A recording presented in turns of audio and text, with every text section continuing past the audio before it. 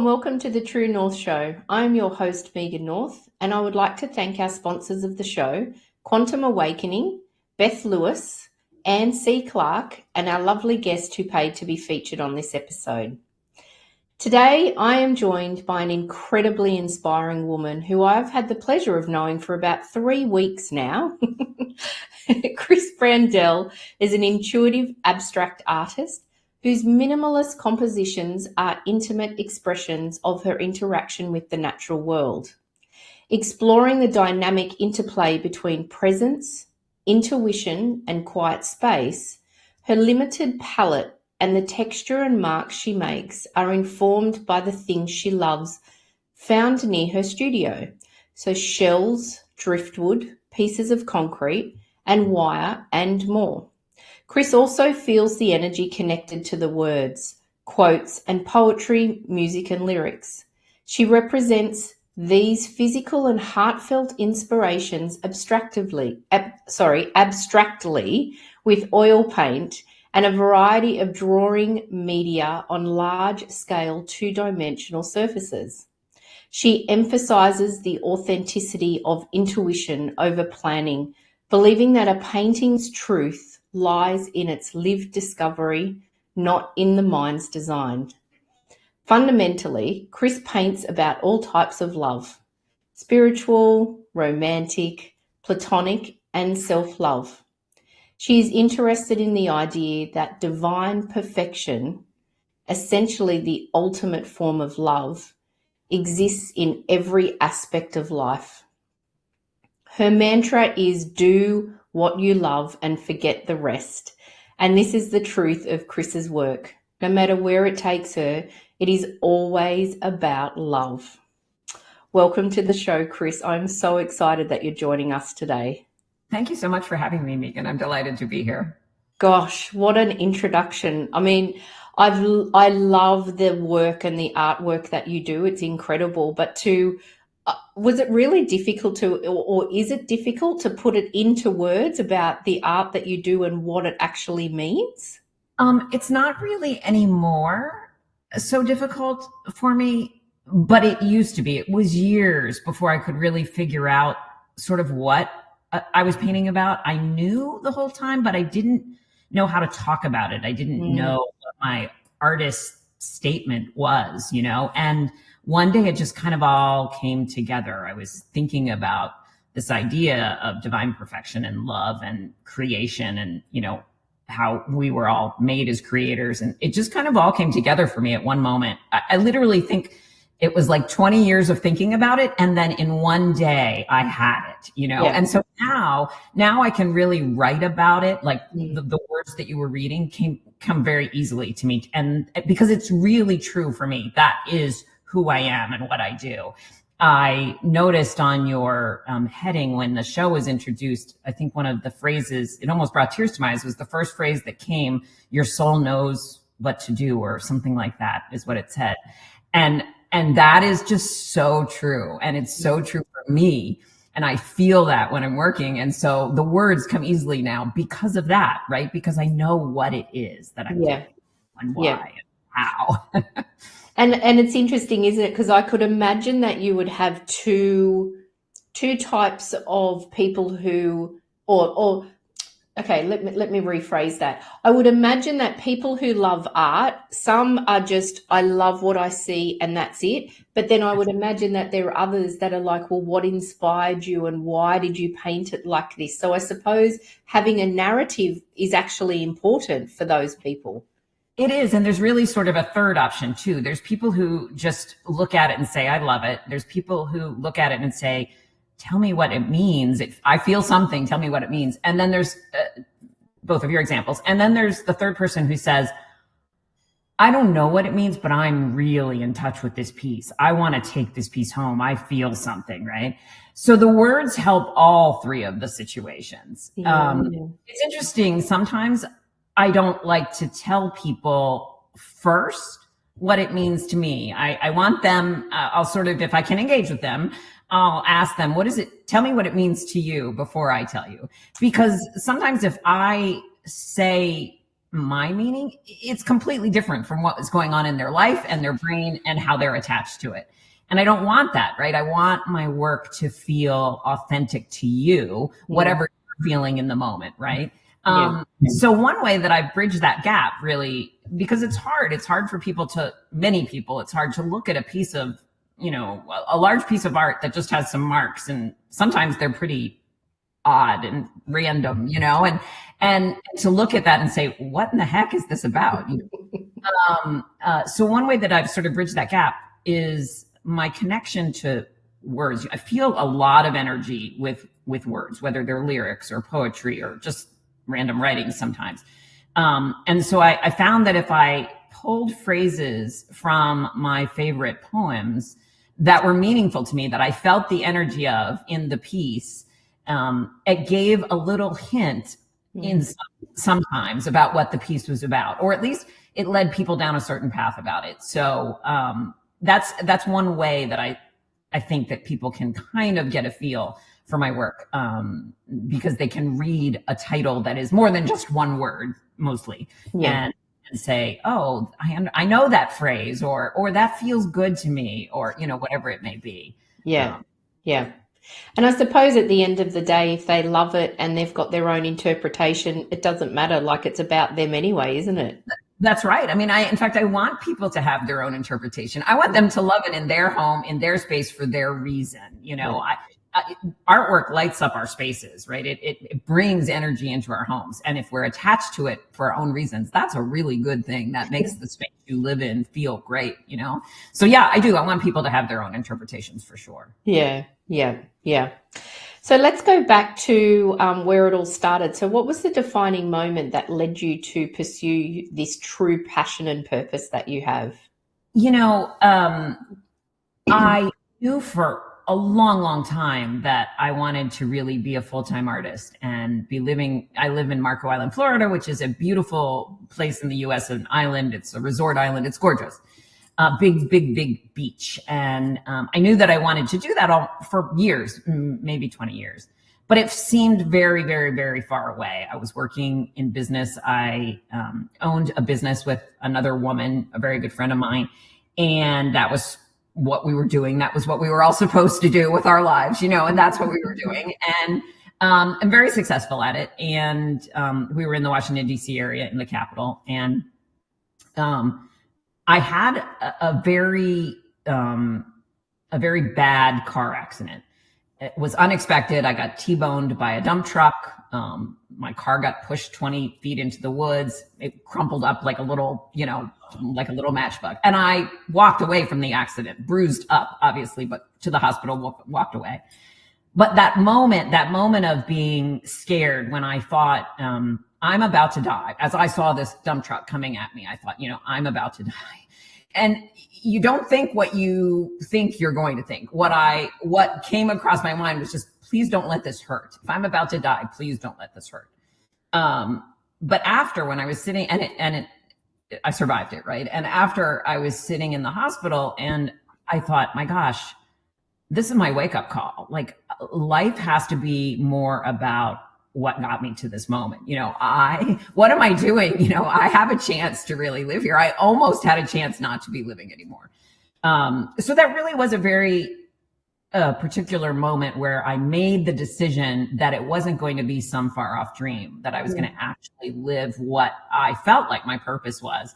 The timing was synonymous, because my business partner she was a little bit younger than me, and she really wanted to raise her family. So we made a decision to sell the company. We always thought we would, but maybe we both agreed that it was time to sort of speed up that timeline a little bit. And it actually happened much faster than we expected. So I really do believe it was the right thing to happen. Yeah.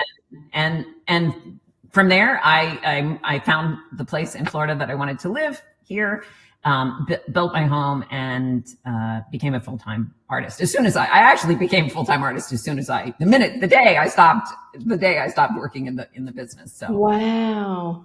But moved south to Florida and to start my life in a place where I felt like I was near a lot of spirituality, near a lot of people that are here because they're happy and they want to feel good and they want to feel connected to good energy. And I feel that here. So it really practice. And when you had your business with your partner, were you already painting? Like this wasn't just one day you weren't an artist and the next you were. No. I've been an artist for 30 years. So, actually longer than 30 years. I'm a little older than I like to admit. But I've been an artist for most of my life. And I really became, much more publicly known as an artist in 2012. I started doing some shows and, I don't want to say I got discovered. That's the wrong thing to say, but I was able to make a name for myself, and even as a part-time artist. So, I didn't start from scratch when I became full-time. I already had my feet wet, and knew what I was doing. It's a question of being able to really dedicate my time to it. Right. And sometimes when I talk to people about when they step into that path of their true north, following their passion and purpose, they often talk about the fact that they really needed some courage or confidence to step into that space. Did you need that, or were you just intuitively guided by the universe that this is what you needed to do? I think I was more intuitively guided, but I think I needed courage to really understand what that was. Leaving the business world, I thought I was going to be a business focused artist somehow. My brain had been in a thinking, ego, competitive business world for so long that I thought I would just be painting full time, but all the same truths would still exist. Yeah. My body knew something different, and my painting knew something different, but my mind really didn't. And so I really did need some courage, I think, to stick with it through some frustration of I was uncomfortable at first. The transition was difficult. It was difficult to sort of really figure out that I loved this new thing as much as I wanted it. I imagined it differently than it was. Right. And so, I required some courage to really figure out, the depth of my purpose and that I had to let go of these other ways of being and thinking. And I'm very, very, very happy that I did, but it did take some work. It wasn't immediate. It wasn't like just came into it. And it did take some courage because there was a lot of sort of fear of loss, or even some loss about getting rid of these old ways that I had worked and behaved and been with people and being sort of my new self. Right. Yeah. You were stepping into a new identity. Absolutely. And I actually lost some friends along the way, people that knew me and could only accept me in an old way. Versus getting their arms around the way I was now. Right. And that's okay because that's, I think, what was meant to happen. Right. And I've made so many new friends, in my new space. But yeah, it was a big change. It was difficult. Yeah. And did the way that you approach the art or the art that was coming from you, had that changed as well? It does. And it did. Again, there's a real difference between thinking about making work and doing what I do now, which is really don't think about what I'm making. And that's hard to explain, right? How can you not think about what you're doing? But really, there's this, before there was sort of this plan and I would try to achieve a certain thing, right? And now I just step up to the canvas. I may do some things to check in with myself and make sure I'm present, sort of feel the energy in my body and, say that I'm present and, kind of get with my surroundings. And I step up to the canvas and I make marks and, depending on what stage a painting's in, it may be painting, it may be actually drawing, it may be anything that I sort of pick up in my hand and do. But it doesn't require a plan and it doesn't require thinking. And in fact, when I'm thinking, because I'm human, my brain wants to take over sometimes. When I'm doing that, I'm usually not very happy with what I've done in the studio. And in fact, sometimes I'll even be mad, I'll even get mad at myself. So, I know when those moments approach that I just need to let it go, take a break, go take a walk, go do something else. I have a dog who keeps me busy, go do something else and then come back. And when I come back, I'll be able to be in the right sort of headspace to do what it is. Yeah. Wow. That's amazing. So have you had moments where you've done a piece and you've kind of stepped out of that space and looked at it and thought, oh my gosh, I don't even know how I've gotten there? Like you've been so enthralled with it? Oh, every day. I mean, it happens to me constantly. Years ago, a woman friend of mine, when I was really struggling with this thinking part of my brain and trying to figure out who I was as an artist and there was all this struggle around it because my thinking brain was fighting with my intuition. I know that now, that's what was going on, but I didn't know that then.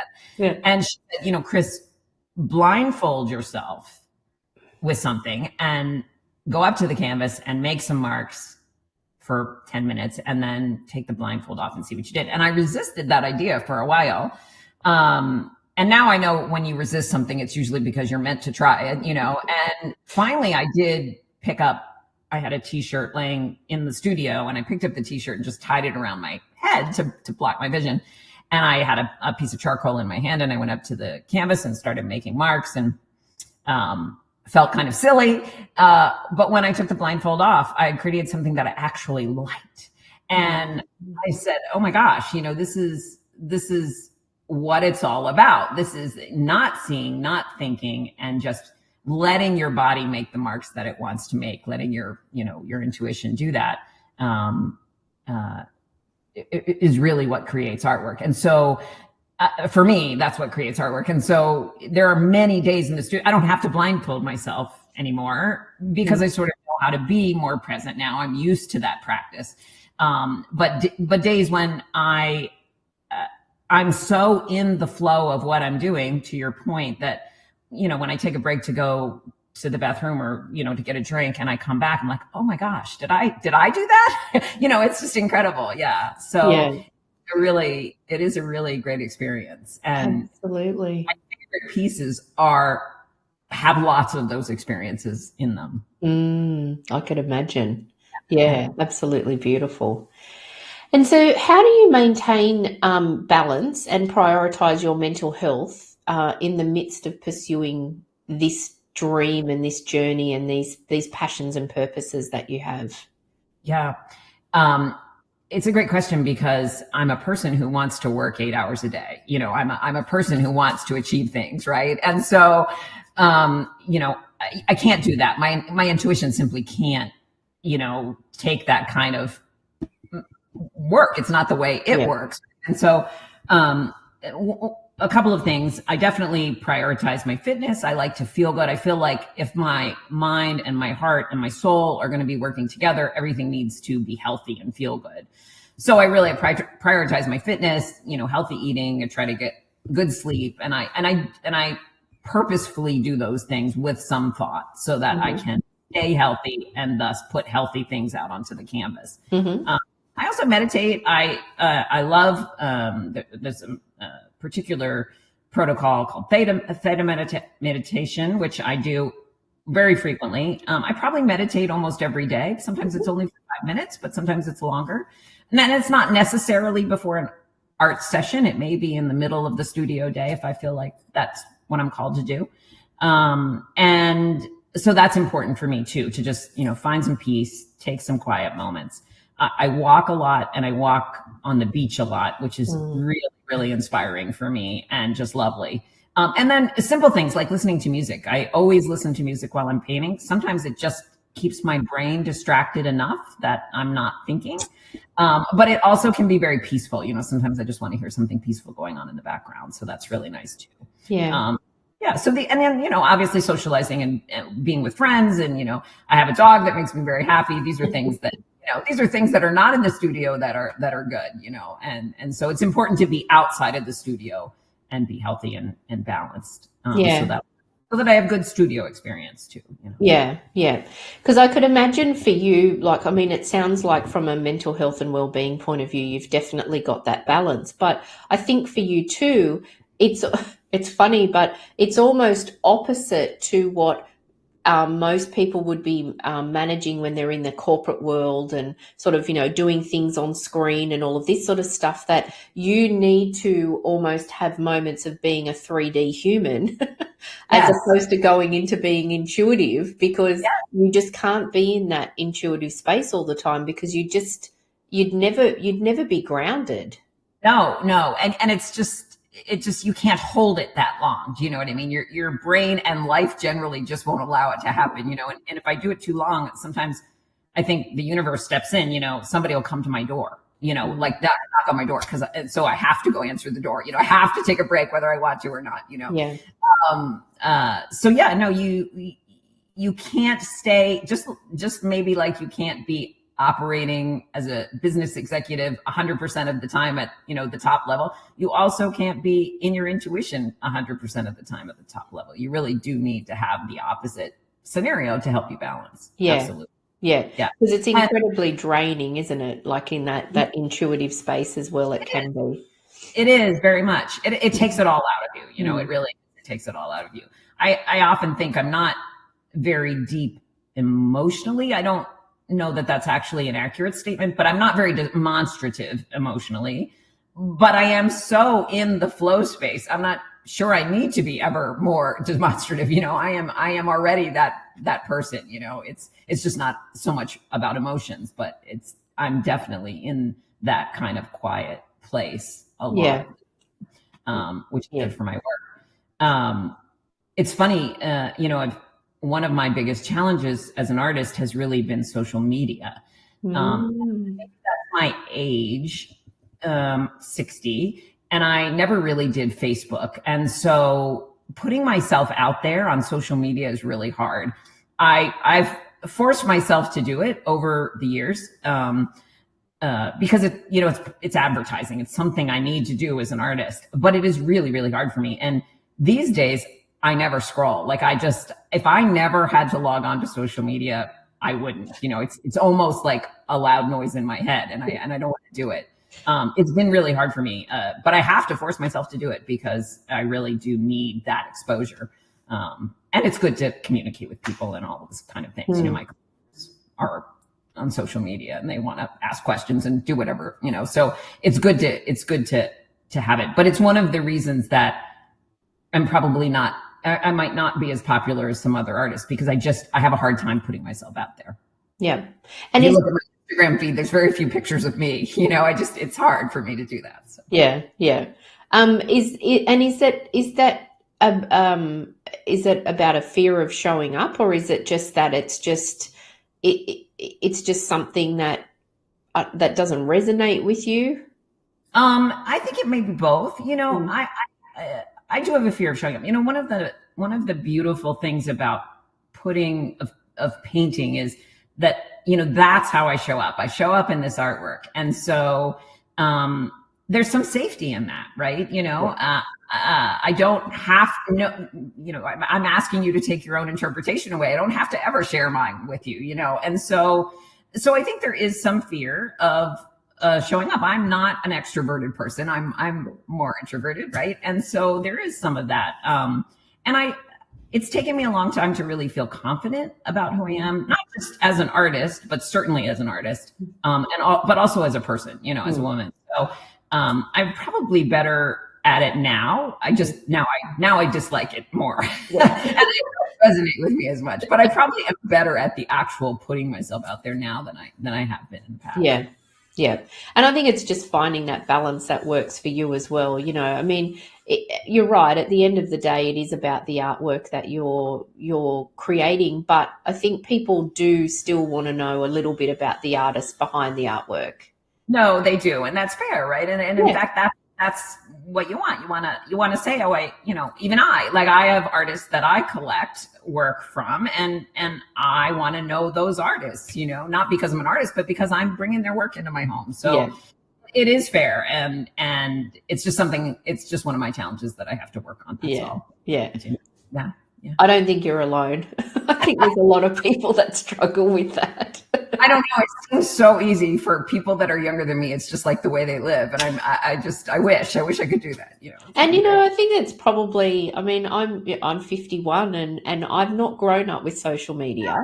Right. And so I think it's also that for us, it's not a natural thing that comes to us. We've had to learn how to be on social media and we've had to learn that, whereas people who are half our age that's just been normal for them. Right. This always reminds me of a story, a very quick one. I'll tell you. My grandmother, who had plenty of money, had a dishwasher all her life, and she would never use it because she didn't grow up with a dishwasher. She grew up hand washing the dishes. And it was the same thing. Like she said, I just can't use this. The dishes aren't going to be clean. I'm going to put them in this box and close the door, and they're not going to be clean. Right. Yep. And so she hand washed the dishes, even though she had a dishwasher. Right. So yeah. That's actually a very good analogy. That's very, always makes me laugh. Yeah. There's so much more for us to explore, but we'll just have a short break and we'll hear from our sponsors and we'll come back and we'll continue this beautiful conversation. Great. Thank you.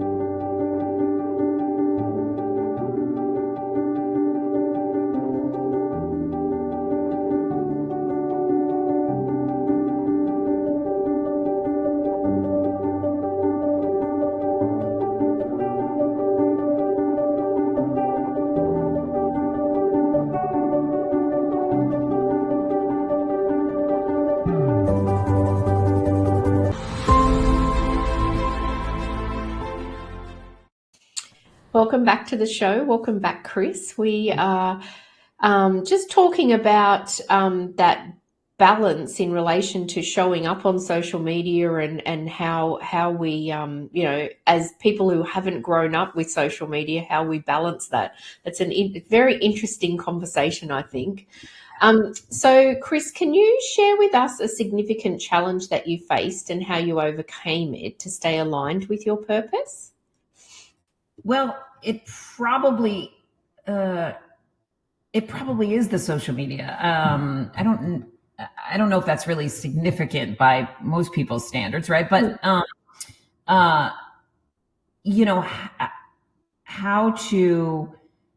think one of the complexities of it is that you can become very enthralled with whoever it is that you're following. You see all these beautiful images, every day. You see people's artwork and you see these artists that are amazing. And in my case, follow artists. And so you believe these stories that really aren't true.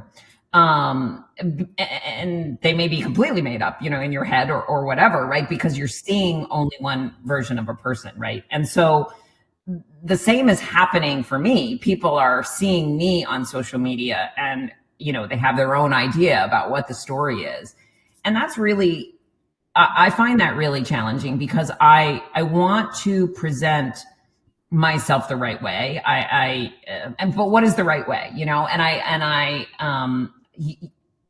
you want to do social media the way everyone says it's supposed to be done, right? Mm-hmm. Which meant reels and, putting yourself out there more. And those things have been very hard for me. and I don't do a lot. I don't think I've ever actually done a reel yet, you know? So, but I'm not, I'll do it someday. I just haven't sort of gotten my arms around that yet. Yeah. But how do you use it and still be successful, right? And so I've really been working on that over the last year. I've got quite a following, and I'm very grateful for that, because I don't know what I've done to sort of earn that, you know. I don't have a lot of presence on screen.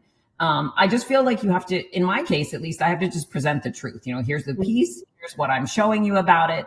One of your sponsors, who's a friend of mine, Ann Clark, has been helping me with some of the ways that I can tell my stories and about my pieces, which really does seem to make a difference. And I wouldn't have known that on my own, right?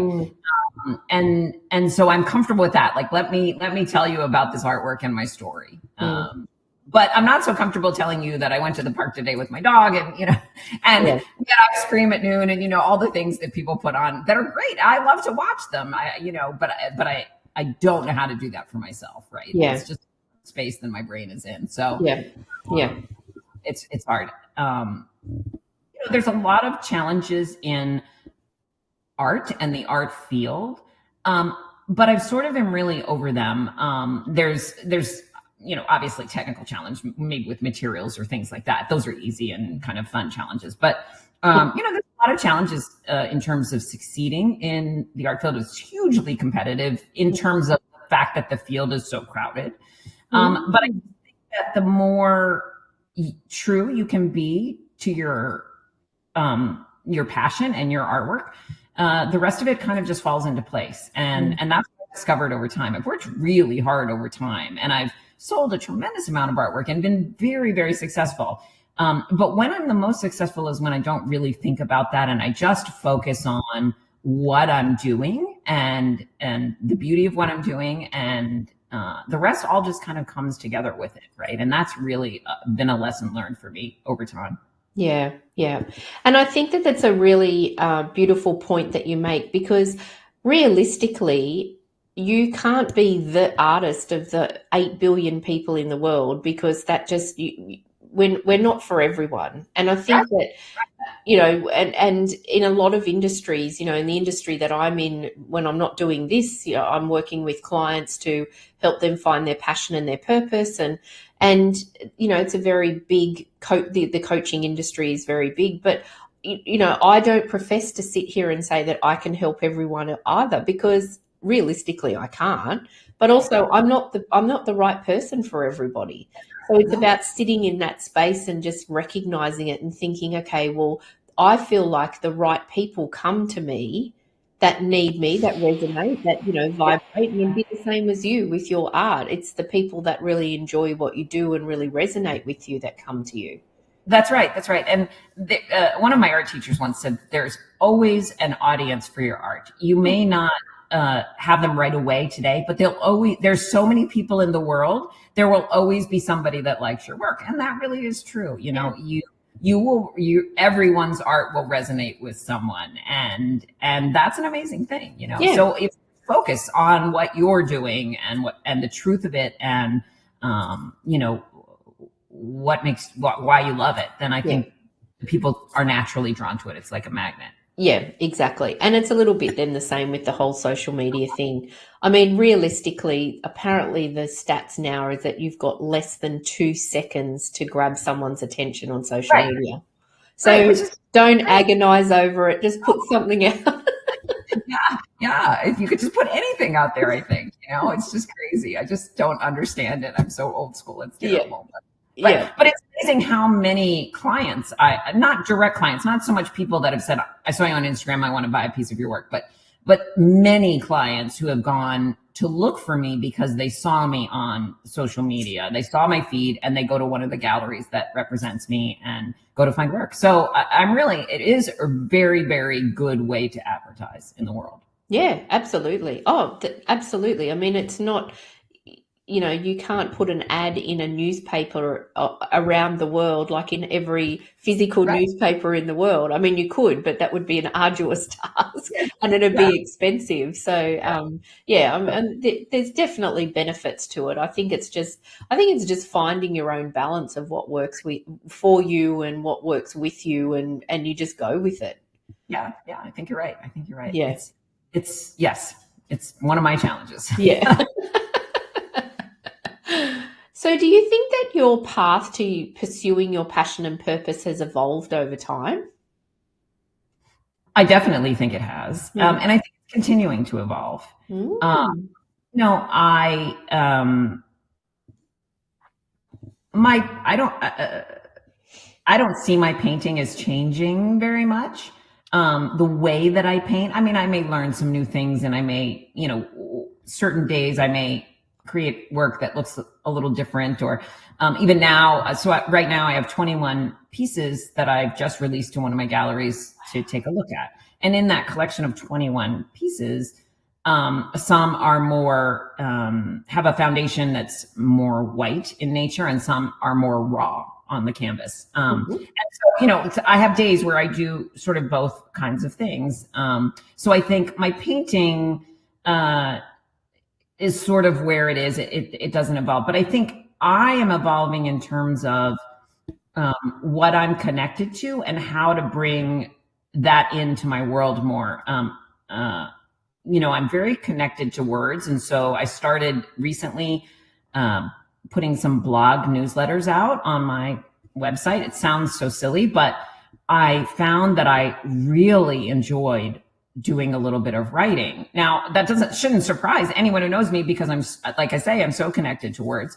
But to really think about them and write about my intuition or about the things I'm feeling is really a really kind of a great experience. And so I feel like that's a way that I'm evolving, really more, verbiage in to, not just describe what I'm doing, but just to explore,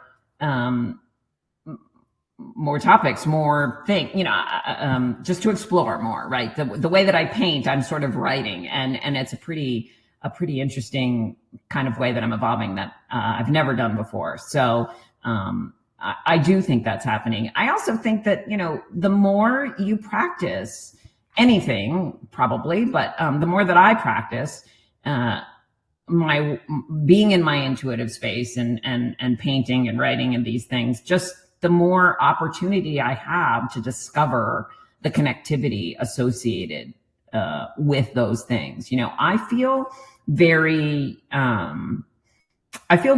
connected energetically. I feel very, things happen during the day, when I'm out and about, and I know that I'm connected to something bigger than myself, right? And I think that's possible because I do what I do, because I allow myself to be open in this intuitive space. And so, I'd love to think that I'm evolving that way too, and becoming more connected to things that are greater than ourselves. Yeah.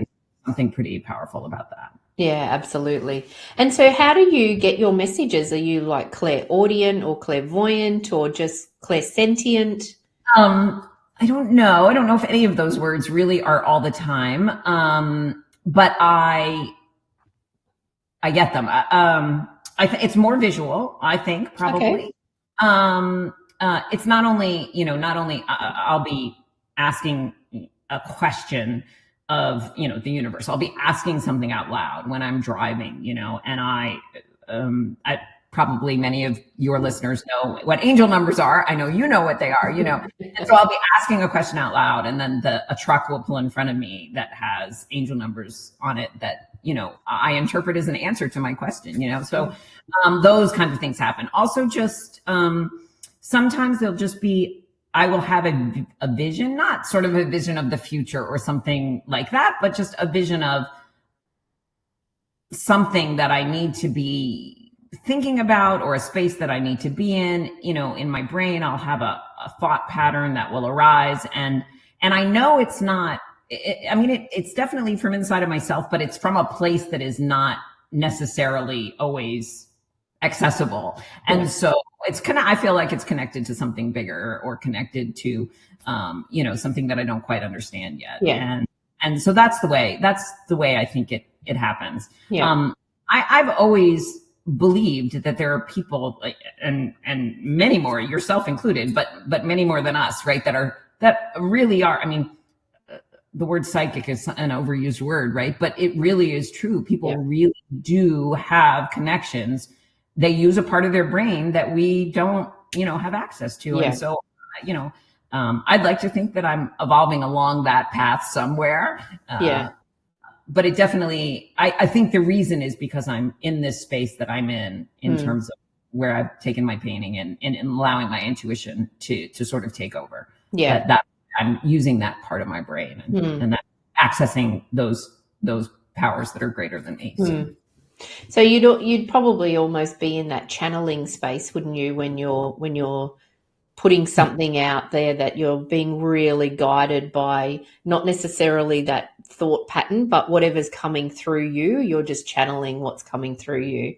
It is. That's what I always say. I always use that word because that's exactly what it feels like. I always say that I'm a channel from something greater onto the canvas. And what I believe and what I desire, what I want is that, and I'm going to call it love because all those things feel like love to me in one fashion or another. And I believe, like, if I could channel that love off of the canvas onto someone else who's experiencing it, then that's it. Like, that, there isn't anything greater than that, right? Like, I am being used for, that is the purpose of my life. That's the purpose, So if that's my role in it, like, wow, that's just an incredible gift. And I'm so grateful to experience it. That's all I need. All I need is to be a channel. That's the great thing, it's really great. And it's quite difficult to put, I guess, into, I always say it's like human words, right? Because and for you're actually putting it on canvas. For me, when I'm doing a reading, I just get so much. And sometimes if I logically thought of what's coming through me, I'd be going, I can't say that. I can't, or that doesn't make sense to me. But when I just say what's coming to me, and then I'm saying, does that make sense? And clients are like, yes, and I think, oh, okay, well then there's no logic to me, but it just has to come through me. And that's just the message that just gets shared. Yeah, it's interesting. I don't know if you experience this, but I have a constant dialogue going on in my head all the time. And I don't know sometimes whether that dialogue is just an overactive brain. I'm sure some of it is that on my part, or if there's some, if I'm actually getting messages or, other stimuli are, going on in my brain and I'm connected to. Sometimes I take those messages out, right? And I work with them, but there's always something going on, in my brain that way. And so, this is the way I'm doing it now. So, if I get to evolve and do it some more or differently, I'm all for that. That's really great. Yeah, it's really a great gift. Yeah, it's lovely. It's beautiful. So we talked before in relation to your mental health and well-being, and you were talking about walking on the beach and doing some meditation. Are they the ways that keep you grounded? Is that what really grounds you? Or have you got any particular techniques that can bring you back to the present moment? Yeah, one of the things I just do is really little simple thing a lot of the times during the day. If I get distracted, I'll just stand very still and try to listen for 4 or 5 sounds. Really, what are the sounds I can hear in my space with my eyes closed? And then can I feel, will sound funny perhaps, but can I feel the energy field in my feet? I try to believe that I can feel inside my feet, the energy field touching the ground or touching, the floor. And that, it may only take 5 minutes, right? But that little thing will really keep me grounded during the day. Yeah. And just, sometimes just saying to myself, I am present. I am present. I am present. It'll bring me right back to where I need to go. They're very simple. They're simple little things, but they really work. And it's such a part of my day and part of my process I think that's why they really work, because it's not, I don't have to think about it to do it. I know when I need to do it and I just do it, Yeah. and so it really Yeah. does work really well. And I love that you just said that we were talking about grounding, but then you're talking about, when you're saying I am present. And it's interesting, isn't it? Because I've never thought of it before, but I actually think that being grounded is being present, because It is.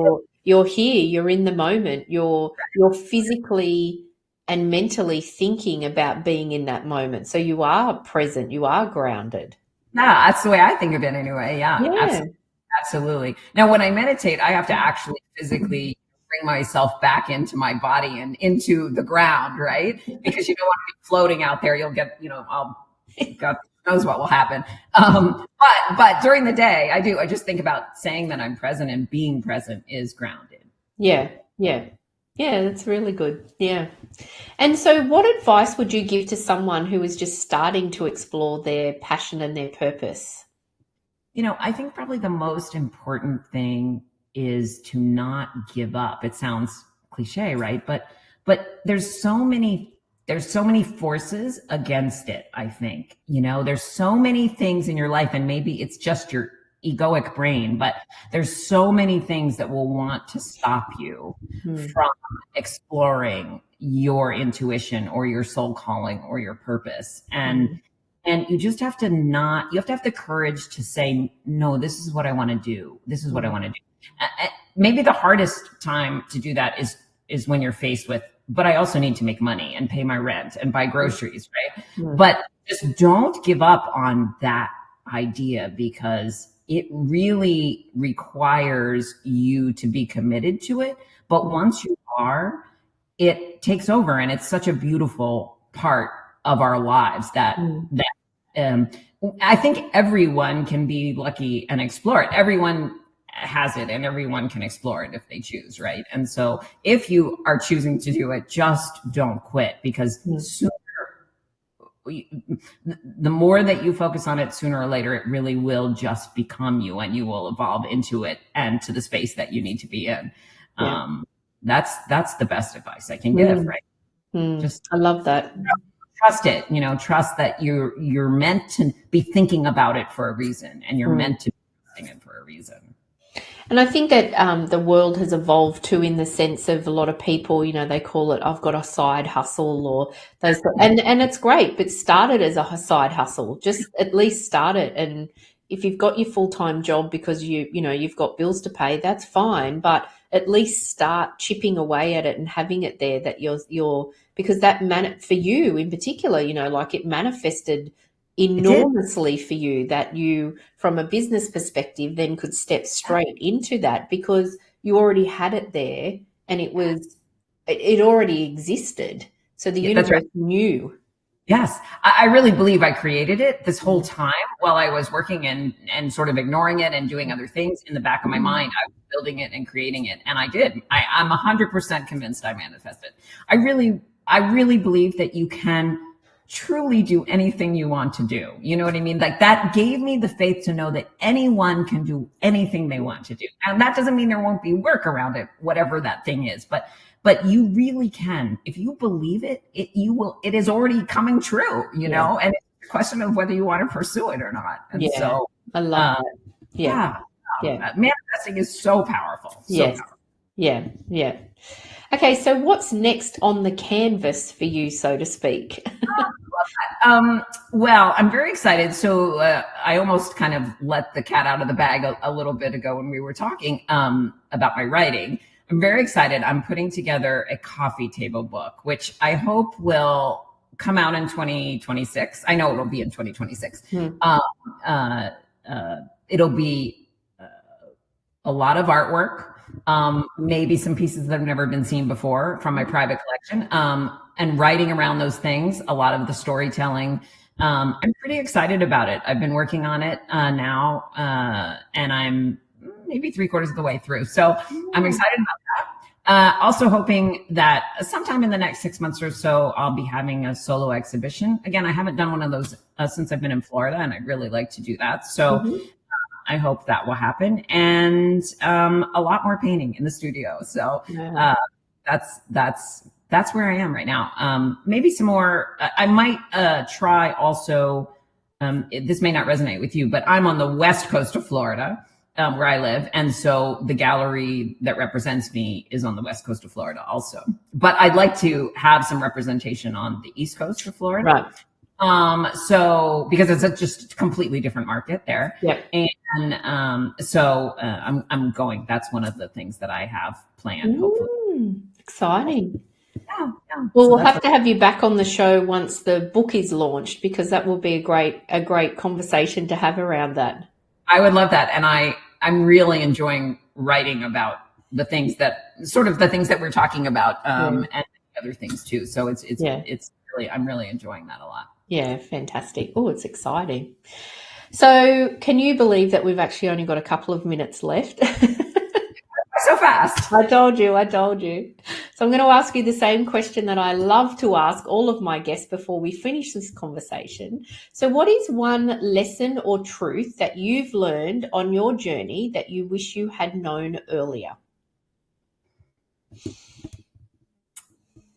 I think that to just I said it earlier, and it's actually in my bio, but I'm going to say it again because it really is the truth. Love what you do and forget the rest. I wish that for all the years that I was focused on many things other than what I loved, that I was really just focused on what I loved. And maybe that couldn't have happened. It had to happen. I believe things happen the way they do for a certain reason, right? And so maybe I couldn't love it, what I'm doing as much, if I hadn't done something else that was so the opposite. But just for me, loving what you do, being love, and expanding love and channeling love to other people, that's it for me, right? That's what I wish I had done that more all my life. Yeah, I love that. Love what you do and forget the rest. It's simple. That's easy. Yeah. Really beautiful. So much of our lives, we don't love what we do. That's really the thing. People, I myself, I was in a job. It was a fantastic job. I made tons of money. I loved everything about it, but I really didn't love it. It was a good job, but it wasn't my love. Yeah. So, it's about find your purpose. Just find your purpose. Yeah, absolutely. I love that. Thank you. Thank you so much for joining us today and just giving us a beautiful insight into this incredible work that you do. I've really enjoyed listening to how the process works, and because I've looked at a lot of your art and now I feel like I understand it a lot more. So thank you for sharing all of that with us. I hope something made sense in what I said. So it all made sense. You are amazing. Thank you so much for on the show. It was really lovely to talk to you. You're welcome. And I'd also like to thank all of our amazing and dedicated audience, our supporters, our sponsors, and I hope that you all have an amazing rest of the week, and I look forward to seeing you all next week. Thank you again, Chris. Thank you so much, Megan. Talk to you soon.